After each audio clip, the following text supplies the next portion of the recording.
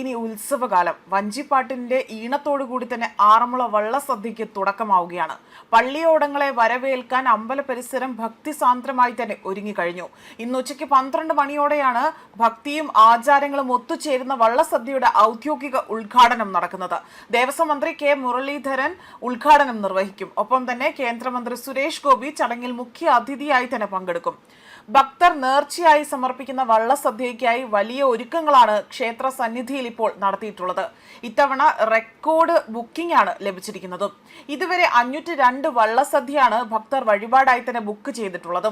September 16 വരെ നീണ്ടു നിൽക്കുന്ന വള്ളസദ്യയിൽ ഈ ഒരു ദിവസം മുതൽ തന്നെ ഇവിടെ ഇടകുളം മുതൽ ചെന്നിത്തല വരെയുള്ള 52 കരകളിലെ പള്ളിയോടങ്ങൾ നിശ്ചയിച്ചിട്ടുള്ള ദിവസങ്ങളിൽ തന്നെ അവിടെ ഭക്തി പുരസ്കരം ഇവിടെ പങ്കുചേരുകയും ചെയ്യും.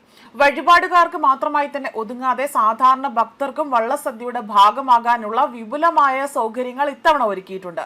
ഓൺലൈൻ വഴിയും അല്ലാതെയും തന്നെ ലഭ്യമാകുന്ന സ്പെഷ്യൽ പാസുകൾ സ്വന്തമാക്കുന്നതിലൂടെ തന്നെ അവിടെ വഴിപാടുകാരല്ലാത്തവർക്കും ഈ അപൂർവ അനുഭവം അവിടെ ആസ്വദിക്കാനാകും.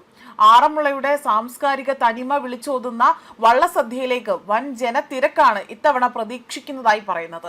അതുമാത്രമല്ല, ആറന്മുളയിൽ മാത്രമല്ല എങ്ങും ഇവിടെ പ്രസിദ്ധമാണ് ആറന്മുള വള്ളസദ്യ എന്നതാണ്. അത് അധിഷ്ഠ സിദ്ധിക്ക് തന്നെ നടത്തുന്ന വഴിപാടാണിത്. ഒരുപക്ഷെ ആറന്മുള പാർത്ഥസാരഥിയുടെ മുന്നിൽ അർപ്പിക്കുന്ന ഏറ്റവും വലിയ വഴിപാടാണിത്. പമ്പ നദിക്കരയിലെ നിലയ്ക്കലുള്ള നാരായണപുരത്ത് അർജുനന്റെ തേവരമൂർത്തിയായിരുന്ന മഹാവിഷ്ണുവിന്റെ സാന്നിധ്യമുണ്ടായിരുന്നത്രേ. ഒരു ദിവസം ഭഗവാൻ തന്റെ സ്വന്തം ഇഷ്ടപ്രകാരം നാരായണപുരത്തു നിന്നും 6 മുള കെട്ടിയ ചങ്ങാടത്തിൽ പമ്പാ നദിയിലൂടെ വന്നു. അങ്ങനെയാണ് ഭഗവാൻ എത്തിച്ചേർന്ന കര ആറന്മുളയായത്. ആ യാത്രയുടെ ഓർമ്മകളാണത്രേ വള്ളസദ്യയും വള്ളം കളിയും ആയി നടത്തുന്നത്. നിരവധി കണക്കിന് ആചാര ചടങ്ങുകൾ ഇവിടെ ഉണ്ട് എന്നതാണ് പറയപ്പെടുന്നത്. മാത്രമല്ല, ആദ്യം വഴിപാട് നടത്താൻ പള്ളിയോടെ കരയിൽ നിന്നും അനുവാദം വാങ്ങണം. അനുവാദം വാങ്ങിയ ശേഷം അവിടെ വഴിപാടുകാർ സദ്യയ്ക്കുള്ള ഒരുക്കം ആരംഭിക്കുകയും ചെയ്യും. വള്ളസദ്യ ദിവസം ആരാണോ വഴിപാട് നടത്തുന്നത് അവർ രാവിലെ ക്ഷേത്രത്തിലെത്തി നിറപറ സമർപ്പിക്കുന്നു. 2 പറകളിലായിരിക്കും ഈ ഭക്തർ നിറയ്ക്കുന്നത്. അതുമാത്രമല്ല, ഒന്ന് ഭഗവാനാണെങ്കിൽ മറ്റൊന്ന് പള്ളിയോടത്തിനാണ്. ഓരോ പള്ളിയോട കടവിൽ നിന്നും ആചാരപ്രകാരം പള്ളിയോടത്തെ യാത്രയാക്കും. ആരുടെയാണോ വഴിപാട് അവർ കരമാർഗം ക്ഷേത്രത്തിലെത്തും. വഞ്ചിപ്പാട്ടും പാടി പള്ളിയോടങ്ങളാകട്ടെ പമ്പാ നദിയിലൂടെ തന്നെ ക്ഷേത്ര സമീപത്ത് എത്തിച്ചേരുന്നു.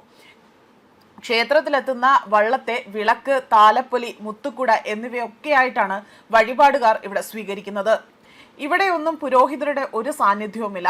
വഴിപാടുകാരും കരക്കാരും മാത്രമാണ് അവിടെ ഉള്ളത്. ക്ഷേത്രത്തിന് പ്രദക്ഷിണം വെച്ച ശേഷം നേരെ അവർ കൊടിമര ചുവട്ടിലേക്ക് എത്തും. പറ അർപ്പിച്ചിരിക്കുന്ന സ്ഥലത്തെത്തിയ ശേഷം മുത്തുക്കുടയും ഒരു തുഴയും ആറന്മുള തേവർക്ക് സമർപ്പിക്കും. ശേഷം വഞ്ചിപ്പാട്ടും പാടി വള്ളസദ്യ ഉണ്ണാൻ നേരത്തെ തന്നെ ഊട്ടുപുരയിലേക്ക് അവർ എത്തുകയാണ് ചെയ്യുന്നത്.